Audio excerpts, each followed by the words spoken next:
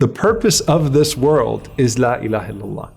And the more that we depart from living by that with our deeds of righteousness as a people, as humanity, the less time the world has.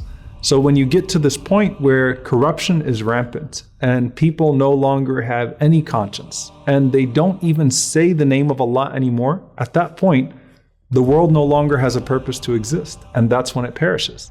Do not take La ilaha illallah for granted. Faith in its nature is always going to be up and down. Yazidu wa yanqus. It increases and it decreases. Even some of the companions complained to the Prophet ﷺ about not being able to maintain the same level of faith everywhere that they were. But towards the end of times, the Prophet ﷺ said that when people wake up, they may wake up as believers and go to sleep as disbelievers, or they go to sleep as believers and then they wake up as disbelievers. So the time in which a person sways between absolute belief and absolute unbelief is literally a day and night. And you really can't take the testimony of faith, La ilaha illallah, for granted.